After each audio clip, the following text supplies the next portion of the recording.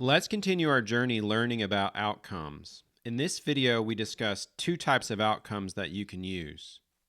In a prior video, we offered our simple definitions of outputs and outcomes. Outputs are the things you do, they're the work, such as helping with 25 resumes. Outcomes are the good things that happen because of the things you do. They're the results, such as 10 people got full-time jobs. Here are a bunch of examples we listed in our Defining Outcomes video. Increased income, increased physical activity, higher voter participation, achieved reading proficiency, high school graduation, obtained stable housing. In our last video, we asked you to look at this list of outcomes and see if you could identify the two types of outcomes. Pause right now and try to do that if you haven't already. Are you ready? We have a few yes, no, achieved, did not achieve type outcomes. The participant either achieved or did not achieve reading proficiency. They either graduated from high school or they did not. They either obtained stable housing or they didn't. It can only take one of two values, yes or no, achieved or did not achieve, true or false. These yes-no outcomes are nice because they're so clear for people to think about and communicate.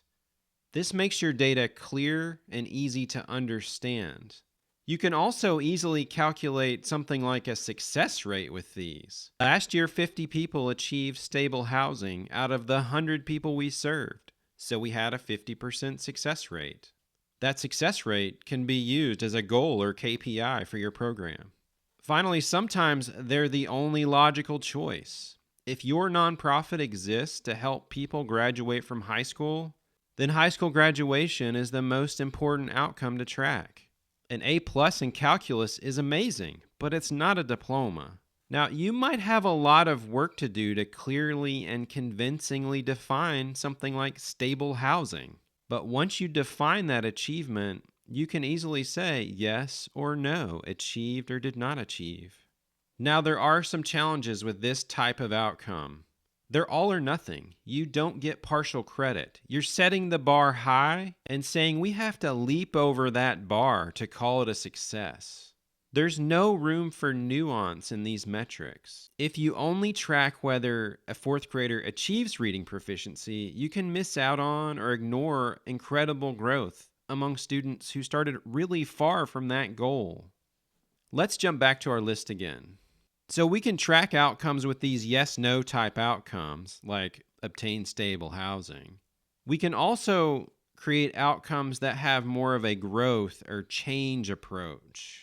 When we focus on growth, we demonstrate how all of the things we do, the outputs, create change on a metric that we think is important. But it's not yes-no, it's more of a continuum. Increased income, that could be $1 a month or 1,000. Increased physical activity, this could be 1 minute a week or 100. Increased voter participation could mean 1% or 100%. Now again, we have pros and cons with this approach. The growth focus is great because you don't have to set a success bar that might not matter. Is $15 an hour really a living wage, or is it actually $16? Is reading proficiency what matters most, or is it more important to help people make all the gains they can possibly make? With the growth focus, you can more easily show the amount of change. When people started out their program, their average wage was $12 an hour. After they graduate, their average wage is $17 an hour. Finally, the growth focus keeps the door open for constant improvement. We don't let ourselves relax simply because our students achieved quote-unquote proficient. We can keep finding ways to do even more and even better. The growth focus is great, but there are downsides. Remember, we need data to help ourselves and our donors make sense of our work. The data has to help us tell a story. The growth focus can be more complex. Talking about growth or showing a growth chart is just more complicated than saying, yes, people achieved something, and we all know that thing is important. Also, if we focus on growth, are we letting ourselves off the hook to have high standards? Shouldn't we be maximizing the number of students that achieve reading proficiency? Are we giving ourselves a break by saying we're just focused on growth? In most cases, I doubt it. But what will your donors care about? Let's circle back. Outputs are the things we do, they're the work. Outcomes are the good things that happen because of the things we do. They are the results.